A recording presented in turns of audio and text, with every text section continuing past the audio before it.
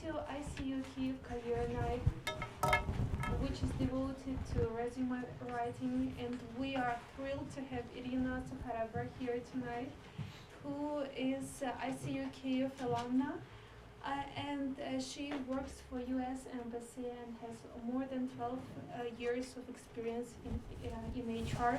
So please welcome.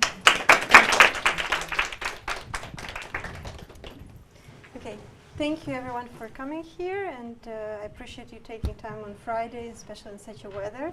I will first introduce myself again, because I know you've probably read the advertisement, but on a personal side I just would like to add that I'm from Lviv originally. I studied at ICU. I think that was the biggest step in my professional life, to start it from ICU and get education from a business school in Ukraine that has very high standards and good values. In terms of my interest in HR, started in 1995 when I was an exchange student in the US, when my host mother showed me how she was working on an employee handbook, and it just made me very curious and interested as to what HR is. And HR is still developing in Ukraine, as you know.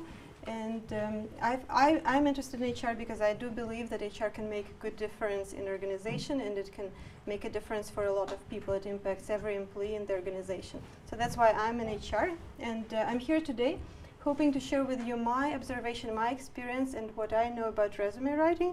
But we will take a little bit of a broader look at the whole job search and resume writing, because it all starts with your ideas and your motivation. And please feel free to interrupt me at any point. I would love to answer questions. I might not have all the answers, but I will give you my point of view. Okay? So, why do we need a resume? It's a very simple question, and I think that it's not rocket science. You want to have a resume to present yourself to a potential employer. A very simple question. Try to look at it from an employer perspective. Why do the employers need resumes? And this is a trivial question, but not such an easy answer, because employers are trying to learn about prospective candidates, true, but to do it, it's really difficult. So I hope that this presentation will really help you to look from a different perspective, and will make your resume writing skills better and improved. So it seems obvious. We want to present ourselves. The employer wants to learn about ourselves. Why doesn't it always work? But it does work when those 2 points meet, when we present ourselves in the most effective, professional, and efficient manner, when we tell the employer basically what they're looking for. And we will look into detail later, but I really want to encourage you to, when you're writing a resume, think about the employer, first of all. Don't think about yourselves. You have to present yourself, but your key and your focus must be the employer. So, a starting point for any job search, in my opinion, is evaluate and set your personal goals. And I specifically said goals because you might want, I suggest you have several, and answer the questions for yourself, or be honest with yourself. It's very critical. What are your personal needs and interests? What are you interested to do in life? And yes, at least my generation has come from the background that you just want to make a living, and whatever you do, the main thing is that you generate income. But I'm very happy to say that the next generations are actually looking at it differently. So I think more and more we see people, and the next generation shows us during the interviews, is that they do care about what they actually do in life, what their contribution is, what is going to be the footprint of their activity. So why do you need a job? Ask yourself this question. Yes, to make money, probably, but there are many more reasons for it, and I'm sure each of you, if you think carefully through it, will identify those reasons. These days, people want to make a difference. They want to build a career. They want to prove something. It can be anything, but be honest. And also then think about the type of a job that would be right for you. What does it mean? Any job? Probably not. Organizational culture, something, I don't know if you're familiar with this term, but it's a very broad term, but it describes organization.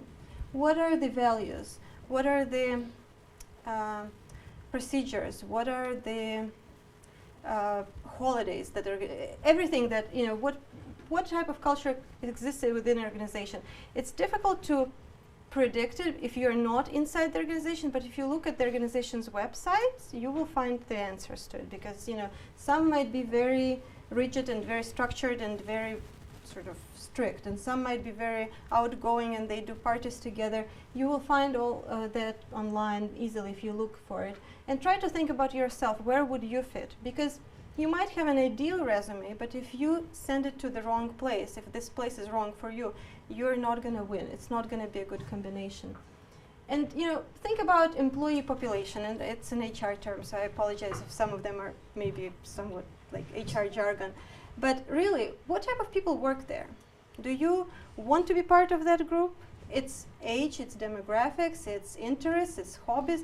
Because from HR's perspective, we see a lot of people who get a job because they thought it would be a great place to be, but they haven't researched it, and then they get into the organization and they don't find their own, it's not the right place for them, basically. So think ahead of time, think what type of organization you would be, would fit your needs. And something to underline, values, because this is very common when we all have our own personal values. And sometimes we identify them, sometimes we don't, but they're always part of our personality. Organization has its own values. It can be making money, it can be saving the world, it can be anything. It can be, making huge progress in IT sphere. But think about your own values and goals and how those match with organization. Because when those don't match, there's really a conflict within organization.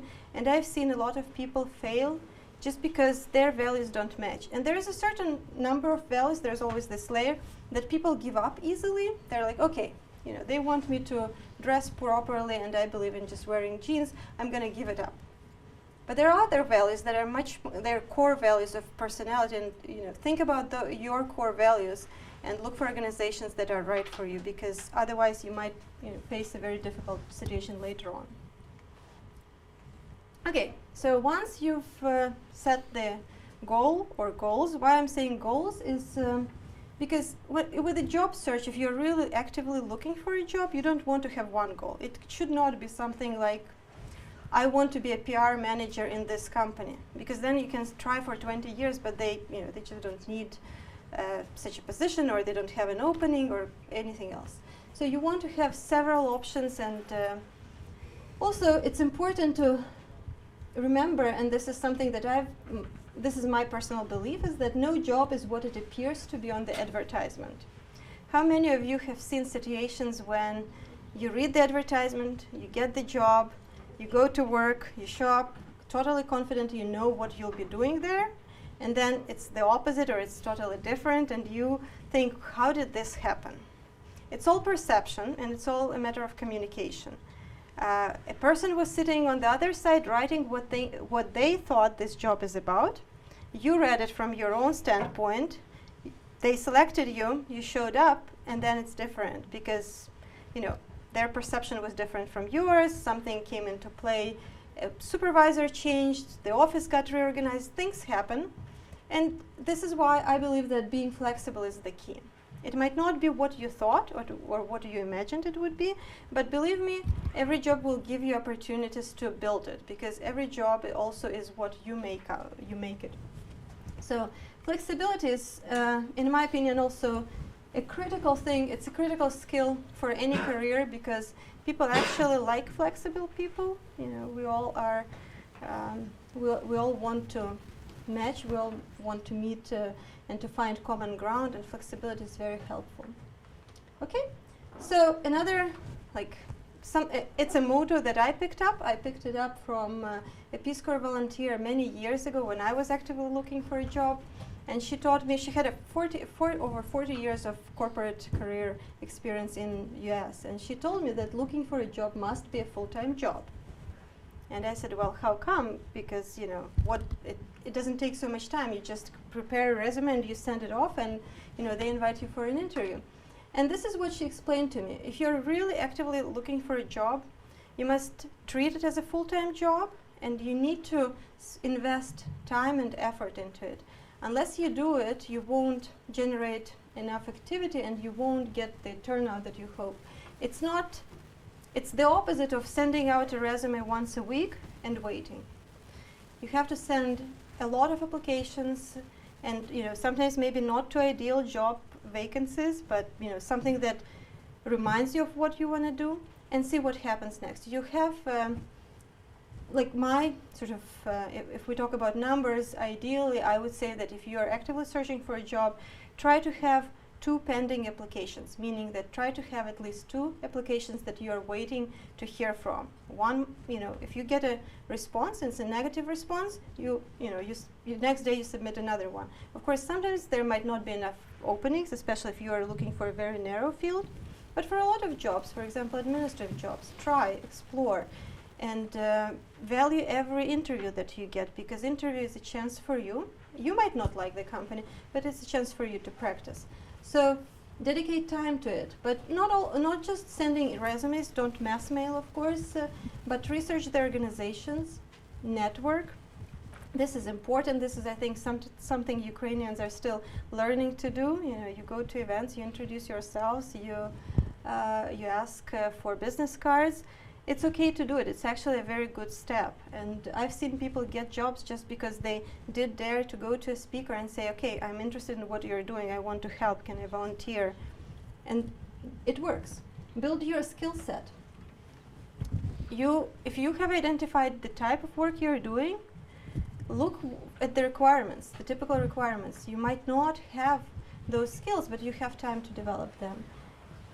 Use social networks. Build your social network portfolio, and apply for jobs and apply for jobs. This is continuous, and really invest time into it. The other thing is why I think that it's important to invest time into it is because every resume, in my opinion, should be customized. I learned in the university that you create a resume and you send it, right? What else? It's really important to edit your resume and customize it for every application that you make. It's not, there is no, you can create a template, you can create a boilerplate, but please customize your resume, because what you need to do, the goal of your resume is to get your foot in the door, to get the interview. And this is why you want to show the information, as we've said in the beginning, which the employer is looking for. So customize means highlight, bring up the things that you believe this employer is going to appreciate, hide the things that might not be so relevant, delete the things that are irrelevant. So work on it. Okay.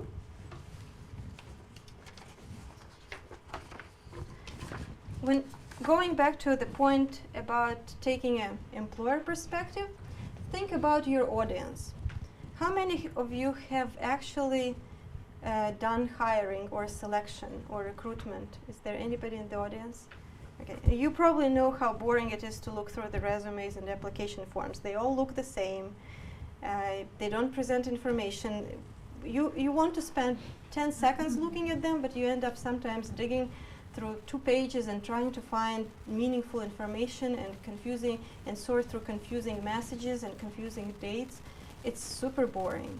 If I were to give you 300 applications today and ask you to choose people who meet qualification requirements, I think after 10 minutes you would tell me, I don't want to do it, because it's not fun. It is actually not that exciting.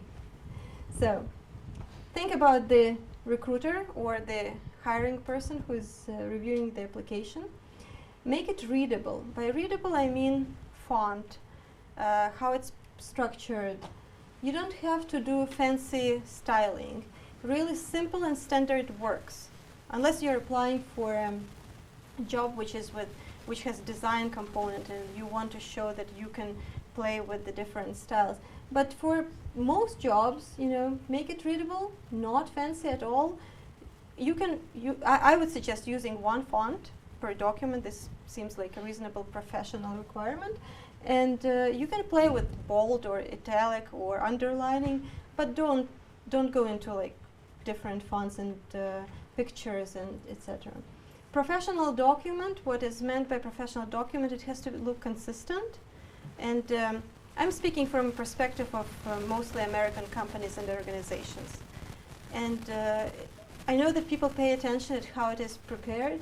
It has to look professional, meaning that the grammar should be proper. It has to use same tenses. It has to have proper spelling. It has to have same formatting on on all four sides. It has to be accurate. If you're using and you are going to use dates in your resume, please check them, because sometimes you see such weird things as a year when a person started working would be 2020, and just mistakes happen, but you really need to avoid them. And have the resume well structured. By well structured, what I mean is that when you would take a resume as an employer, you would see immediately information about experience, education, skills, contact information. You wouldn't have to look through it. You wouldn't have to read every single line, because in my experience, resumes are hardly ever read from A to Z. It's usually screening. It's usually just doing the diagonals readout of the resume and then putting it into the folder. Okay. If you take a look at this list, what do you notice? Does anything bother you on this list of 5 items? Nope. Okay. This is actually how you should look at your resume. But what I can point, and I did it on purpose, if you look at this, when you read it as a reader, readable, not fancy, professional document, accurate, well structured, doesn't this hurt? In my opinion, it does hurt, because when you look at a list, you want it to be, and this is what I mean by being consistent.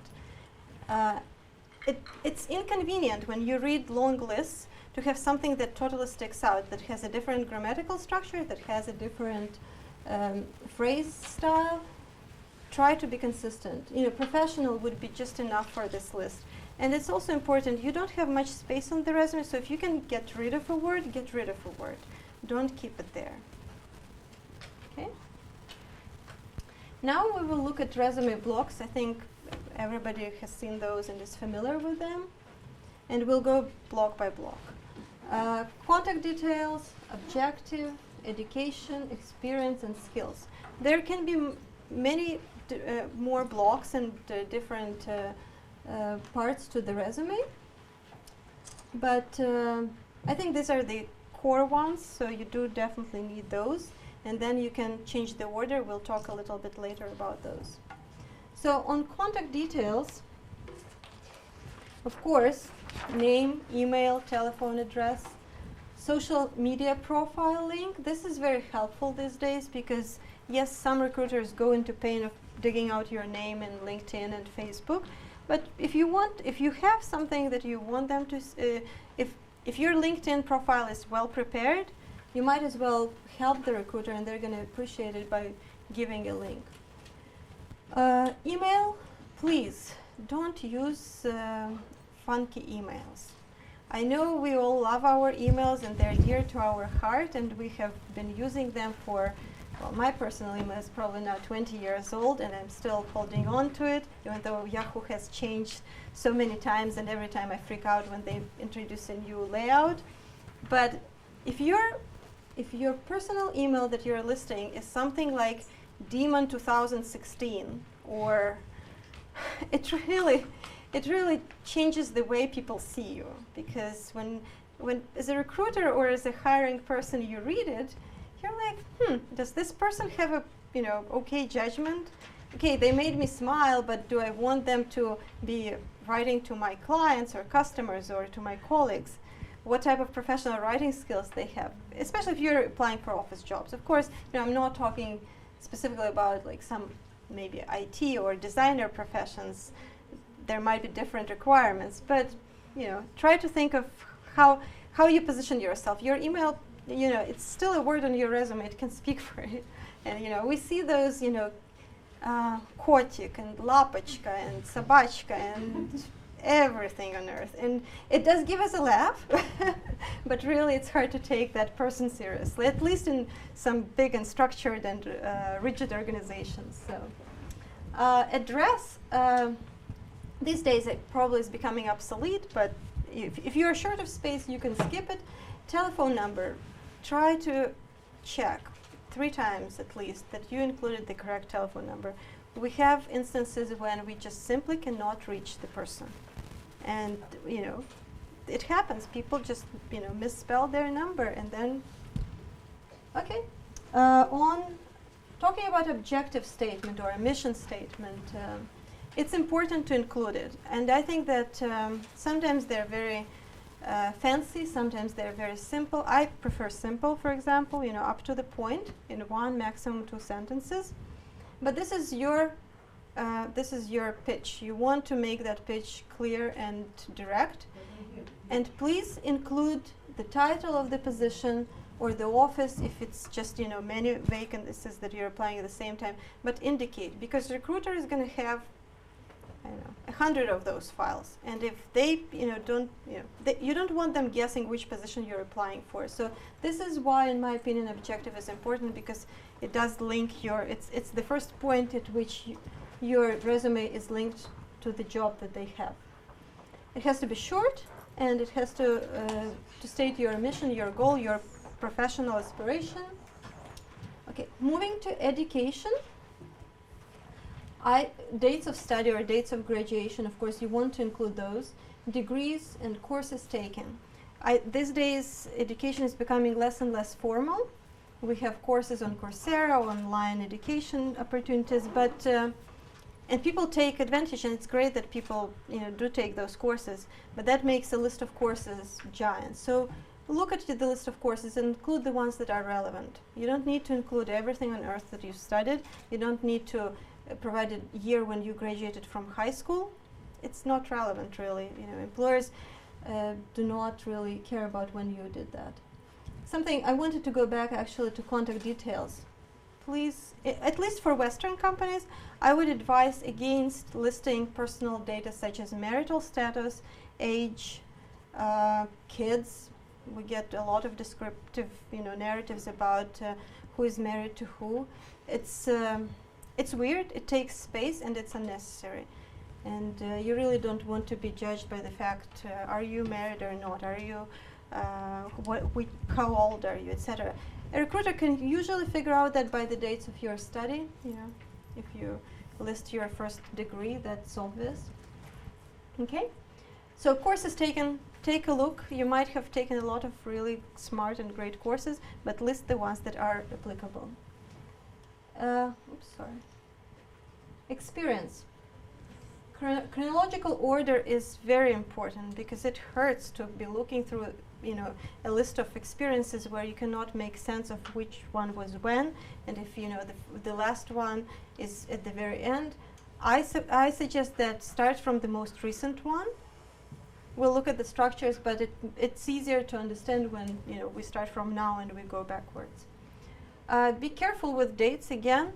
You do want to indicate dates, but something that do you know what recruiters do? They basically count amount of experience. At least in my for large organizations, there is a person sitting and looking at your application and saying, okay, from December 2000 to March 2003, how much time did this person spend in this job? So you want to make that easy for that person and indicate. If you're preparing a formal resume, you want to indicate consistent dates. So if you're listing months and years, list months and years. If you're listing just years, list just years. But make it consistent and make it obvious, so it's easier for a person to. Sometimes some organizations, for example, U.S. Embassy is one of them, we are very rigid about it, because our regulations are so rigid that we make a determination on whether a person is qualified or not based on the actual number of specific experience. So we count, even like we prorate for part-time, we make all the calculations, we look at it closely. Takes a lot of time, and so when we see that here you have years and there you have months, it's very hard to connect all that and to collect all the data. But a lot of private business organizations aren't that rigid, I should say. They look at the type of experience more than the number of months. But you still want, depending on where you're applying, you want to keep that in mind. Okay? Avoid gaps, but what if you didn't work for a while? I had this situation. I went on maternity leave and I struggled because I was actually looking for a job after maternity leave. What do you put? So what I put, and you have to explain. You don't need to hide anything, but you have to explain what happened or what was going on. I listed, because I was technically still employed, I listed my last employer, but I put an indication that last year spent on maternity leave. If you're freelancing, if you left your last job, experience really doesn't equate to a record in a labor book. I think that in a modern world you would agree with me, and recruiters agree with me, because it's what you do, it's not what you have in a labor book. So if you were doing something, it's important to show it. It really looks weird if a person didn't do much, or doesn't show anything for a year or two without explanation. So I urge you to look at your resume, and if you have gaps, provide information, something that links to the job, of course. Sorry, Yeah. how did I put it? I mean, you have the list of the jobs you've taken, and then what do you do with the gap? With a gap, you indicate the gap period, same time period, and you indicate what you were doing during that time. Even private tutoring, like Private tutoring, 1 yes, year. why not? It's still work. Or Work isn't just a record in a labor book again. If you were doing any meaningful work, even if it wasn't full time, I was a little bit shy about that. no, Like it's private tutoring. it looks okay, much yes. better than just having a gap and gap have was somebody 1 year think, or oh, 2 this years. person just sat at home doing nothing, and 3 years right. later decided to look for a job, and they're not ready to go back into the workforce, because there are some concerns about people who have had a long break, but I mean, it happens. Some people, it's typical in the West to take sabbatical, to take a break in career. Here, it's not so typical, but at least if you indicate that you took this for education or or study or self-development or travel even. Okay, people we do have a burnout effect, and we're all Yeah, humans, and if it worked for you, and if it worked, you are better off putting it on this Sure. and than just having a gap, because that makes you look real, that makes you look human. If it happened, it happened, and there's nothing. How descriptive? Oh no! Don't waste space. Like if you took a break and went traveling around Europe, don't indicate that I went hitchhiking and it was fun. Put something And more. then the explanation why. Yeah, just burnout. put something that did Been it. curious about Yeah, to write some articles. Yeah. Or like I don't know. Try to be formal about how you present it. I wouldn't go into all the sort of touchy-feely stuff. Realized my childhood dream, went to Italy and spent a year painting. No, but again, it's about what the employer doesn't really care about your childhood dream, but the employer does care about what you did that year. So indicated traveled, or I don't know, spent a year studying if you did study. Okay. Okay, list specific achievements.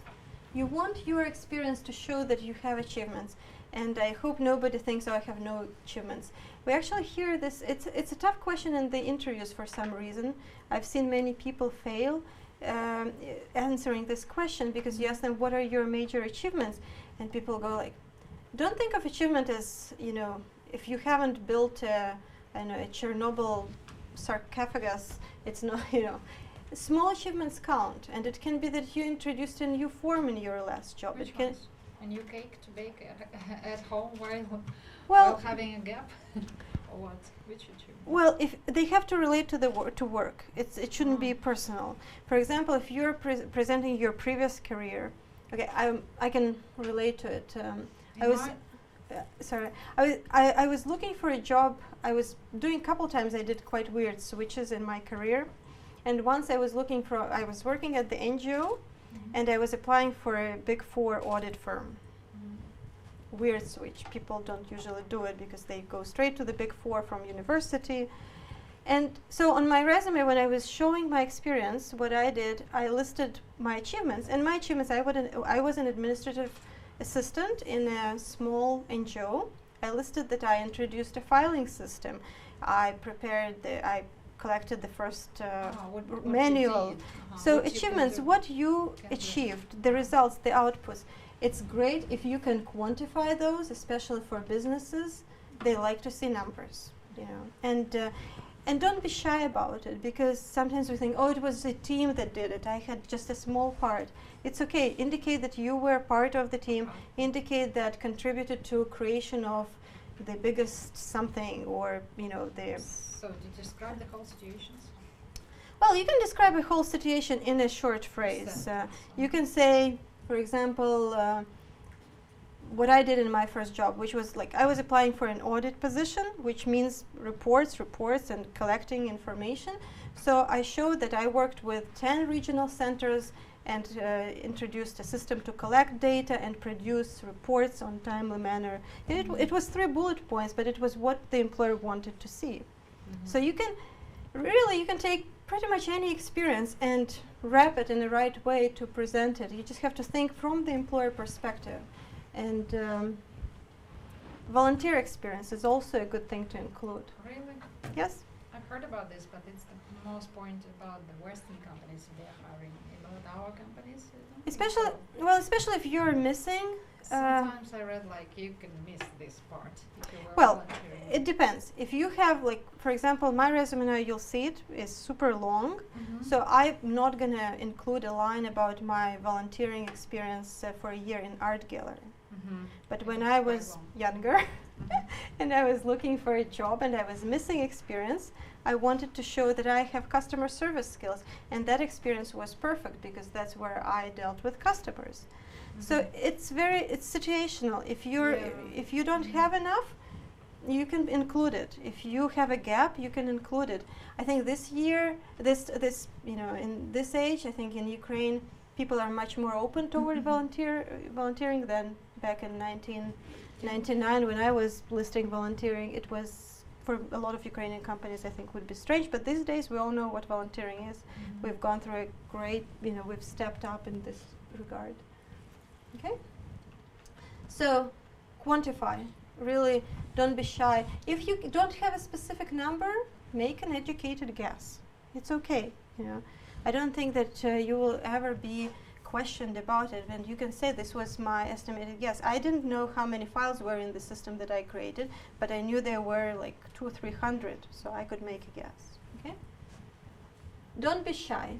Really, I've seen a lot of people who prepare their resume. They say, "Well, I don't really have an experience. You have to get your foot in the door, and the employer is going to see. Maybe you're not the top candidate, but there's some other factors that might force the employer to give you a chance. They might be interested in developing you and giving you the opportunity, because a lot of once you have an interview, a lot of personality factors come into play. So you really don't be shy on the resume. Mimic the advertisement, and this actually refers to the experience as well. It's very simple. Take the advertisement and look and read it carefully and highlight the words that are active verbs there, what they really are looking for, qualification requirements. And then write your resume and see how many of those words you actually have used and how many, or like not directly, you don't have to, word by word move into the resume, but you have to show those keywords to the recruiter or to the hiring person so that they see those, because they consciously or subconsciously they'll be looking at this piece of paper thinking managerial experience, where is it? So you want to highlight it, you want to bring it up, you want to show it. Customer service, has this person listed? Because sometimes we do see good application forms. We have standard application form, in fact, but still, even on the standard application form, we ask for customer service experience. And we flip pages after page looking for it. Where is it? Does this person sounds like a great candidate, worked in a bank, did a lot of meaningful stuff, but did they work with customers? If customer service or any other requirement is there, make sure that it's visible, that you include it. Okay? Okay. So, something I didn't put on slide, but cover letter. Quite a common question. Do you need a cover letter or not? And the answer is never straight. It depends. For example, if it's required, if the advertisement says provide a cover letter, provide it. You don't want to be disqualified just because you didn't follow instructions. Actually, following instructions is the first test. A lot of time that's what people see is this person able to follow instructions and guidance? Or if we tell them to provide this and the 3 documents and they're incapable of doing it, it leads to a big question. So if it's required, do it. If it's not required and you want to do it, you can do it. It's nice. I like when people put in a cover letter. It has to reflect your objective. In some way, objective can serve as a mini cover letter. That's where you state your goal. But it's also for positions of administrative nature, for clerical positions, for any sort of writing, positions that involve writing skills. It's a good chance for you to show what you can do, what you can create. So if you do one, do it well, and it can serve. It Can I can. have a question? Mhm. So sometimes depends on the company. I Mhm. understand it's situational, but how to guess about the balance of this cover letter? It should be 3 abstracts or 1 or Think 1 sentence. you know, You understand? I love to work for your company. Again, and or what I did plus what I did, and there is 1 abstract, Mhm. or sometimes 3 aspects, 3 abstracts to really show what you can and what you are aiming for, or Okay. what pluses from you will be for this company. I You think- understand Yes, I think that how to balance this. you again look from the employer perspective. If they're asking for a cover letter, provide one. But I would not I've seen No, cover this I letter, understand. but I would not do a cover letter 2-page long because Not 2-page long. I mean, You know, 1 abstract. or it's 3 enough to read a abstracts. resume. And if you have a lot, and if it's a highly competitive job, you don't want to bore somebody with a lot of writing. But a paragraph sometimes is enough. Sometimes it depends on how much you have to say. Try to be Exactly to this position. yeah. Try to be brief, because there's Still. nothing worse than going on and on and on and repeating and not bringing up the point. So I think that when you write business correspondence in general, you want to have your main statement in the first 2 sentences maximum, because Yeah. that's what gets read. One- And so one the paragraph, rest, you right. don't have to repeat everything.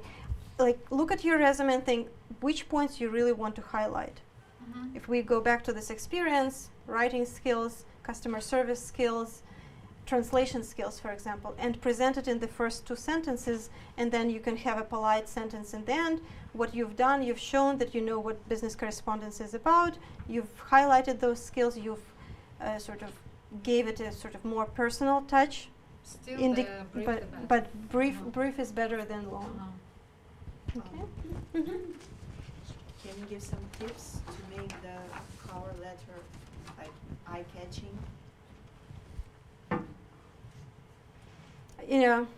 We don't get many cover letters these days because we ask for application forms.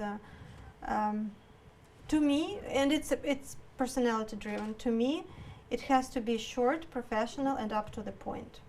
I don't care about which style you choose, whether it's in italic or whatever font. Really, it's the substance, because it's very easy to change the font or the style or the borders or the margins or the colors, but it's very difficult to teach a person to write. And I think this is something that our schools don't do well, is to teach a person to communicate meaning in a short way. And we're living in a very fast environment where communication and time is super important. So you want to present that you can communicate a message clearly and quickly, because you value their time. Okay. So this is theory. I included it because I think that it just gives guidance, but there is no such thing as ideal resume, and you'll see what I mean. But sometimes when we choose you open internet and there are so many formats and so many layouts, and some fancy, some not. But what it boils down to is what you want to emphasize and where you are at in your career. It's, if you open an HR textbook, you're going to see that there are chronological resumes. Very easy, most common type. you present your objective, and then you list your work history, and then you go into skills and qualifications and education. What's writing skills? Hmm? What's writing skills? I just sometimes I'm writing it, sometimes I just clear open. Okay, including skills. Yeah. I think skills are important because you want to indicate even such trivial things like using computer, using presentation skills. Yes, for it depends on a job, because if not all jobs these days require computer skills or typing skills. This is something that I find painful every time I see our especially government offices when people type with one finger. It's my personal pitch to, like, if you have poor typing skills and you want to work in the office these days, get a typing tutor and learn to type. And you can include it in your resume, because employers actually care about it, because our typing skills aren't that It's great. a secretarial job. Hmm? If it's secretarial job. Well, it is a Or secretarial job or or administrative, administrative. but think of a sales manager who has to write emails all day. Do you Oh, want that really? sales manager to do this? Have you seen how our doctors, even in private clinics, are typing quite often? Mhm. A lot of professional jobs need typing skills. It's not obsolete. It's not typing on a typewriter, but we use computers so much. Like almost all office jobs need to use a computer. And if you were hiring, who would you hire? A person who puts on their resume like super, like very proficient in typing? Mhm. It doesn't. To me, that means that a person cared to make themselves more marketable, and Oh. I think it's an underappreciated skill this day, but something that Ukraine definitely needs to. I think we could cut our workforce in government office if we just taught people to type. Have you seen your name being entered like this? It's ridiculous. Okay, but that's personal. Sorry. It hurts because it relates to customer service as well. Mhm. Okay, so chronological would be great if I, for example, right now, from my HR background, was looking for another HR position. I would apply for a different HR job, and that's what I would do. I would put an objective, and I would start with my work history. I would make this visible, showing that I have HR experience, I have HR knowledge, I have achievements in this sphere. What about functional resume? This one focuses on qualifications and professional accomplishments. And if you see, it actually skips work history. It doesn't necessarily include work history. It can have a very brief mention of work history. This is commonly used for situations where people want to switch careers. And these days, the most common switch is go into IT field. The doors are opened. Everybody wants to be a tester. I've tried this myself, actually. And this is what I would do if I decided from my HR background to actually go into testing. I would get training. I would get skills. I would freelance and get a lot of maybe free projects going, so I could build my portfolio.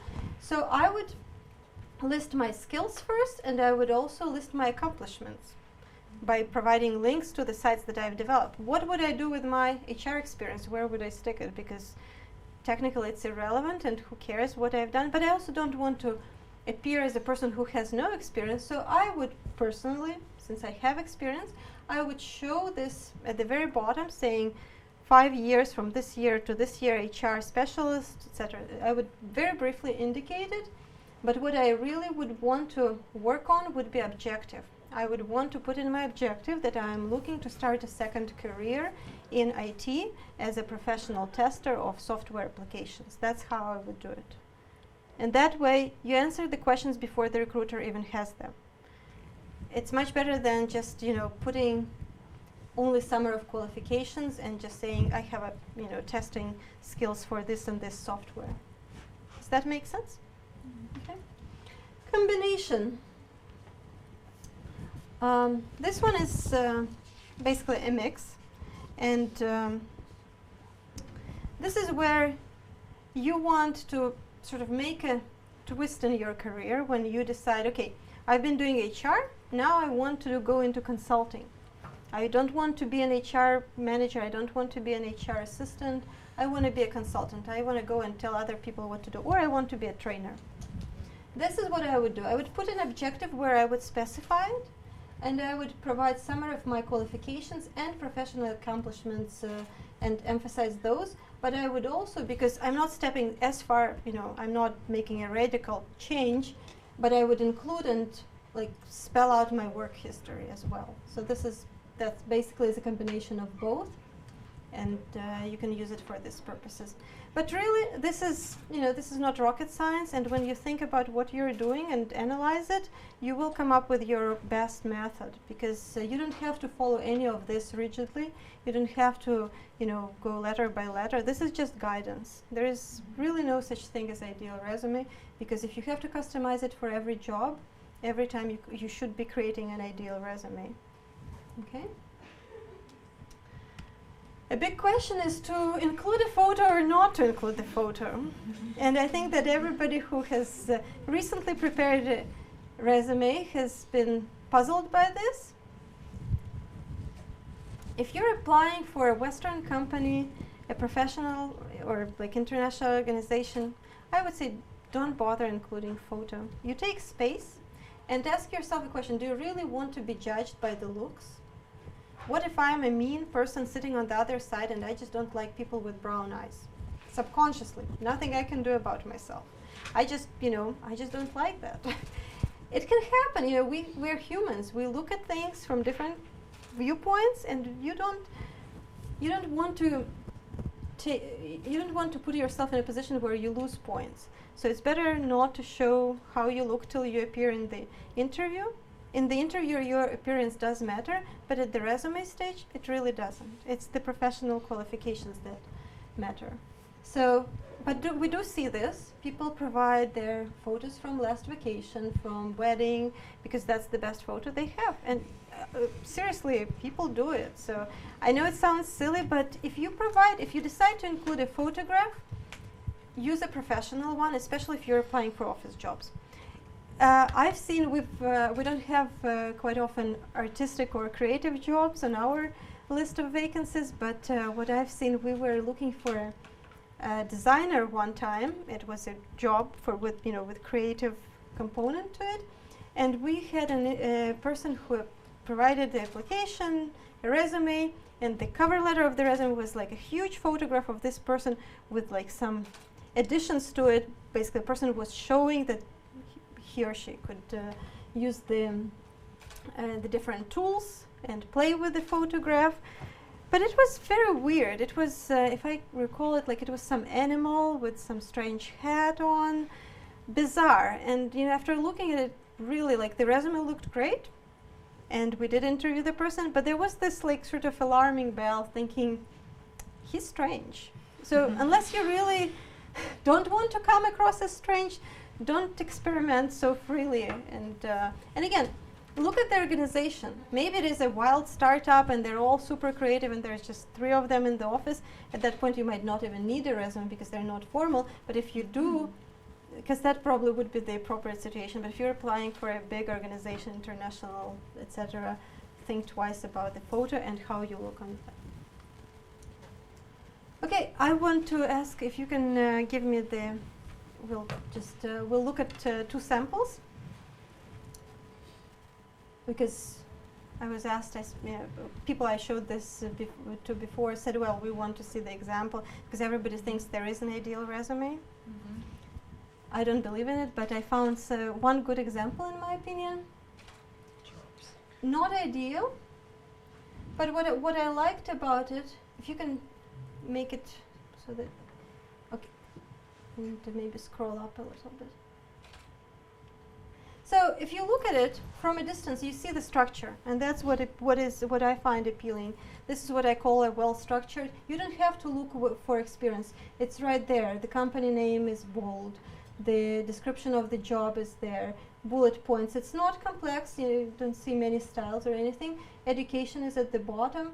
So it's easy to read, and it's just 1 page. That's what I find beautiful about this resume. And as you see, it's standard. It's nothing fancy, but it communicates the information. It presents information. And if you look more closely, there are numbers.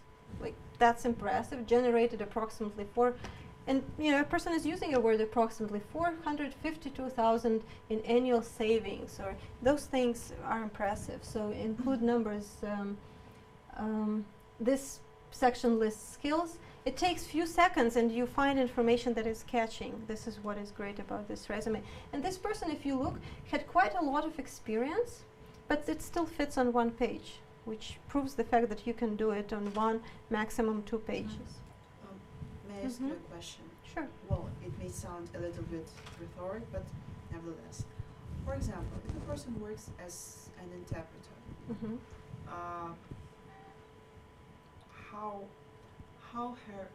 how can she or he put some information, put some numbers, for example? Because I read lots of things about creating a good CV, a good cover letter, and almost every HR expert asks, put as much numbers as you can. So, well, this question may sound a little bit silly, but nevertheless, how a person who is not connected with numbers can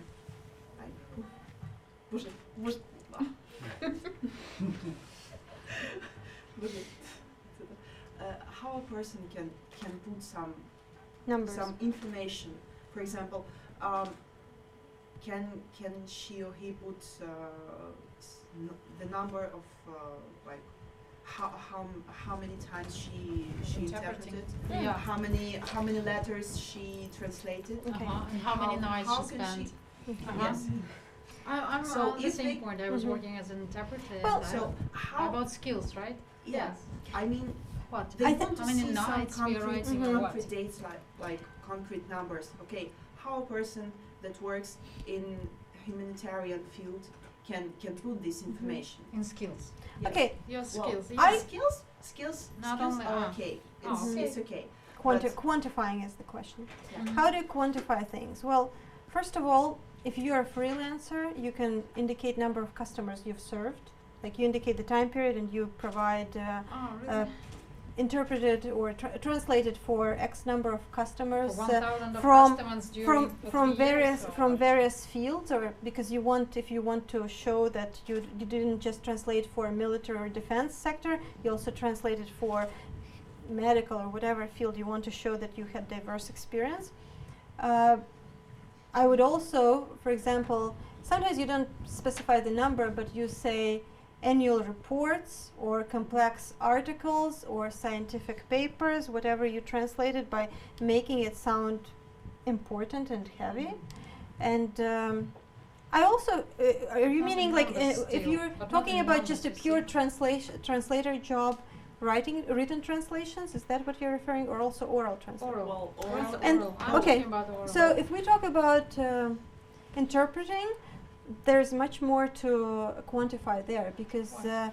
you can provide number of conferences that you've translated for. Mhm. Why not? Or meetings. You can provide So for to write like down 500 meetings, 500. well 200. over 300 during would be 3 reasonable. years? Yeah. Why not?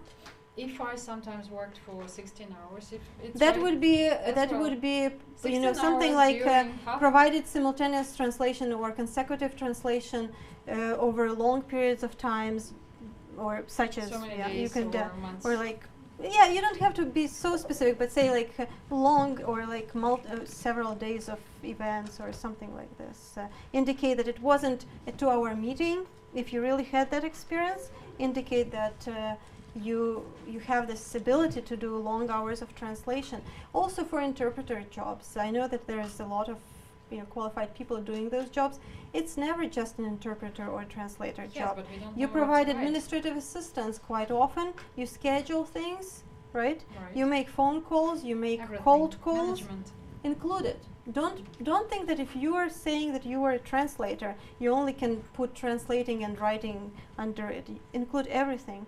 I was in administrative position, and this really led me to HR later on, because I was able to show that I did HR duties, even though my position wasn't called HR. You have to really look at you have to look at what you do rather than what it is called. Okay. So the next if we can look at the next monsters document. This is something I wanted to show you because this is my resume. Not ideal at all, but the structure that I like. And it's long. Why is it long? Do I send this to potential employers? No.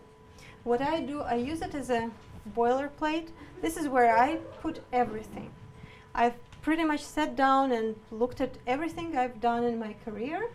And because my interest is to continue in HR, so I focused on HR skills and HR achievements, and I did this long list. And if you look at it, I tried to be consistent. Develop, advise. I didn't put developed and then advice or advising or designing. This is for American people and for, I think, for a lot of native speakers. It shows how consistent you are. And try to use same tenses if you write in English. It's important.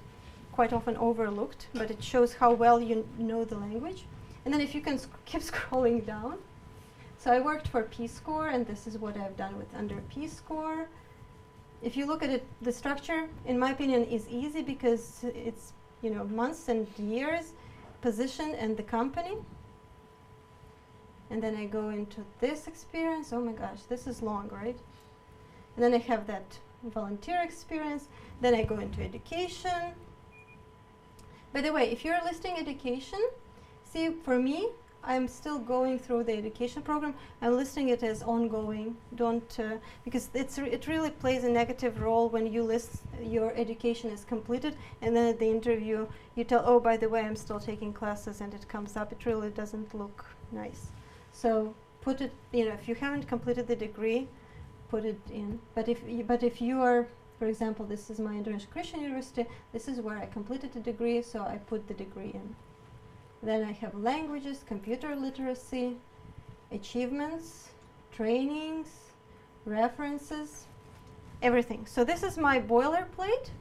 I created it in order to have ability to quickly manipulate the information. If there is an advertisement that I'm interested in, I will take this and use the things that I want to use, the things that relate to the advertisement, and plug those in and delete the ones. It's much easier to delete and get rid of things than every time to generate something. So it's not like I sent this monster to the recruiter, but if I were applying, I would take it apart and build something from it. If you have references and you list references, I think it's a good idea to list references. But please tell your references that you're applying for jobs, and please tell them that they might be contacted. Because we run into problems when we call people and people are like, what? We haven't talked for 2 years. I don't know. I'm not ready to talk about it. You want them to be ready. Mm-hmm. So if you don't have to do it every time by telling, for example, if you just want to include these 3 people on your list of references, include them and send them an email saying, I'm actively looking for a job right now. I would like you to be my reference. If you agree, I'm going to provide your email address, and please let me know if somebody contacts you. That would be okay. If you have passed the interview and your recruiter or selecting person told you that, by the way, we're going to check your references, this is an ideal moment where you send your reference an email saying, I'm applying for this job, and this job attached the advertisement. I'm really interested in it. They will be contacting you. Here is my resume. Here is how I match those requirements. I appreciate your help.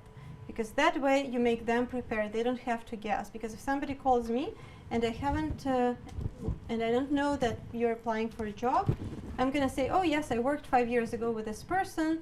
Yeah, I recall something. They were nice. It really doesn't help. You want that person to know what to focus on. It would be much better in this situation. I would respond by saying, okay, I worked with them. We didn't work on a daily basis, but we exchanged documents. This person was always very friendly, very professional, did great translations. I can explain what exactly, and I can give valuable information. Okay, so you can close this one and we can get back to the presentation.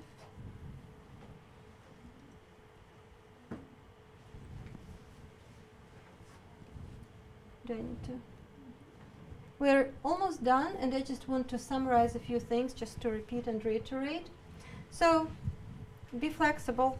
I think that helps. You know, don't fixate on an idea that you have, because there might be really great opportunities out there, and they might not sound great in the beginning, but apply and get your foot into the door. And you might be surprised when in the interview you hear somebody saying, you know, you're applying for this job, but we really have another opportunity that we're, you know, ready to offer you. Keep it simple. Use standard language, standard forms, standard setting and formatting. Customize the resume every time. I really think that's the key. You want, and it shows. You really can see when people apply and they have put an effort into the resume, or if they just send you the resume that they've sent to 50 other organizations. Mimic the vacancy. This is how the recruiters see that you've actually looked at the vacancy, by using the same wording, highlighting the experience and the skills they're looking for. Review, review, and review. If you have if you're doing an English language resume, show it to the native speaker. Find one, hire one, I don't know. Really, if English language is important in your next job and you want to have a professional resume, you know, it's the best way to go to show it to a native speaker. Notify your references. I've mentioned that. Check security settings in your social media. Oh, these days it's so entertaining. You know that even for our politicians this happens, and they get taken, like, scrutinized by the photographs they post, etc. Sometimes a lot of times recruiters probably don't have time to go on Facebook and, you know, check every single candidate. But believe me, they do it, and they do it quite a lot, because what you post on social media says much more about you as a person. And yes, organizations hire professionals, but organizations also hire people, and we all want to work in a comfortable environment. That's why we care who you are, and that's why sometimes we're curious and we look on Facebook and we see something and we're like, that's strange, or this is, you know, this person has, you know, makes statements that are appealing. But if you really don't want your personal life to, you know, be looked at, make a security setting that you are not, and think of, you know, think about your social media profiles. And be nice to recruiters. This is a tough job to have. You know, currently I'm not doing screening and review, and I'm happy. I sympathize with people who do it on a daily basis. It's a tough and routine job, and if you talk to them on the phone, this is also the impression you make. I think it's simple and, you know, trivial, but really how you present yourself on the phone or when you walk into the organization can make a huge difference.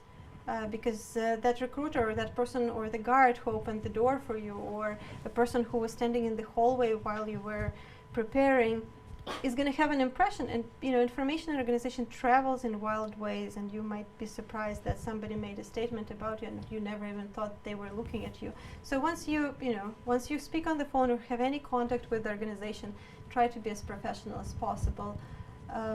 If you also, I forgot to mention, follow up. If you have a phone number and you have submitted a resume, it's okay to call. It's not okay to be calling every day. And one time is enough. But if you feel like you've got somebody's attention on the other side, ask them if they have a few minutes to answer questions, because this is your chance to ask questions such as find out about how they do recruitment, because it differs greatly from organization. Some organizations keep a bank of resumes. You know, you send it once and they have it, and some organizations don't. So you have to apply every time for every vacancy. This is actually what the US Embassy does, and people, I don't think, like us for it, but this is how our procedures are set. We cannot keep the resumes or the application forms in the bank. What we do, we collect them every time for every specific vacancy. And so it's your opportunity to, if you're talking to a person on the other side, ask them, how does it work? Do I need to submit? Just say bluntly, I'm very interested in working for your organization. Where can I find out more information? Do you have training or volunteer opportunities? And how do you want me to proceed? Submit application every time, or is once enough? Think about that. If you're submitting a generic application, you have to probably try to put as much into it as possible. And one word about standard application forms. Be accurate when completing them. Try not to leave blank fields, because sometimes incomplete application can be considered, just won't be considered. So try to fill in all the necessary information. And sometimes it's even, if the field seems strange or you don't know what they meant, it's better to put in something, make a guess, you know, like reasonable, or call and find out what, because there's usually a number to call. So this would be my advice. And at this point, this is all I have to say. Thank you and good luck in your job search. And I hope this was useful. And if you have any questions, this is a good time. No questions? Oh. Well, if you're applying for the same company several times, I mean, if you were rejected once, does it make any sense to apply again and again? I would say yes. You know, if they keep your if they keep your CV, I mean, and you change facts there because like positions they change, the requirements change, and you sometimes you prefer to, let's say, omit the fact that you have a master's degree, for instance, because this job would require bachelor's but not a master's, and you prefer to hide it. But then they look up your other CV and they see that you have a master's. Would it be considered as lying? I wouldn't hide the degrees. I would never hide the degrees because because you set yourself in a situation where you are. I would maybe not highlight it, you know, and put the most relevant one on top, but not like I would reverse the order. For example, if the vacancy asks for bachelor degree, I would put my bachelor degree first and then list that I'm going through the master's program right now, right? If the position is asking for a master's degree, I will think, okay, I'm going to give it a try. I will show them that I'm going through the master's program, and I would list that first. But I wouldn't skip it, because that way you are because sometimes, for example, we have applications where people put fluent English on one and moderate on another, or like good working knowledge, and that you are wondering where are they saying the truth. You want to show that you meet the requirements. In some organizations, the process is very rigid, as I've said, and if they ask for fluent, you might think, what do they mean by fluent? And you have no idea of what it is. In this case, it's better to say, if you feel like maybe you are fluent, maybe you're not, you think you are, and somebody might have a different opinion, put fluent in. They're going to most likely test it and assess it, and that's when they will decide. But don't be shy, don't underestimate yourself, and don't hide information. In regard to, so your question was if you're applying and whether it's worth to apply several times into one organization, I would definitely say yes. I myself am in the position right now, which I applied for, I think 2 times, but it lasted 4 months. But it you was applied within one organization? Yes, within one organization for the same job, actually. It was even funnier than this, because first they posted the advertisement, which was a long time ago, but I remember it really well. I saw the advertisement, like, I really want this job. This is what I want. So I applied. And then I think I was interviewed. No, I wasn't even interviewed. They didn't call me. Nothing happened. So you sent another. And then I thought that the position was filled, and then 2 months later I see the vacancy announcement again with a little tweak in requirements. And I was like, okay, you know, they didn't select me. I could have thought that, you know, okay, I'm not applying again because they didn't select me, but I applied again and I made a cut, and I'm in this job till now. Things change within an organization. You don't know what's happening there. A new boss, and you look at situation, the process. In our case, we just have different people hiring. You know, this position is one office and that position is another office, and they never talk to each other. And it's okay to apply and apply again if you really want. We have people who we recognize by name because they're applying, but there's nothing wrong with it. And if you have a goal and you're interested, why not try it? It doesn't hurt to try. By the way, you mentioned that it is a nice idea to call and ask what their criteria are, or like some, let's say, their procedures maybe. But if you after sending your CV, if you receive an email saying that only pre-selected candidates will be contacted, and then in a few weeks you don't receive any emails, so obviously you are not the pre-selected candidate. Is it a good idea to call and ask about their requirements, like what went wrong? I wouldn't ask for any feedback. I wouldn't ask for requirements, because requirements should be in the advertisement, and you don't want them wasting time sitting and reading the same requirements to you over again. What you can ask is that has the decision been made? and because you haven't heard for 2 weeks and you're just wondering, and if they say, oh, we have made a decision, you're not on a short list, you can say, can I ask you about your procedure so next time I can be more prepared? And that's when you can ask, saying, because the recruiter on the other side, they don't remember who you are, and if you say a name, they wouldn't be looking through their stack of 300 applications to pull your and to tell you what was wrong. But just to, you can ask about how they do recruitment in terms, should I be applying for, like, should I be applying every time, or you're going to store my application? That's a good question to ask. Another good question to ask would be, I'm interested in working for your organization. What is the best way to find out about vacancies? Because it can be a website, it can be a newspaper, it can be an application that they use. That would be I think I would not recommend asking specifically why didn't I make a cut, because most likely they are not going to be able to answer your question, and they are not going to be digging through piles to find out. Okay. So thank you for coming, and I hope it was useful, and good luck.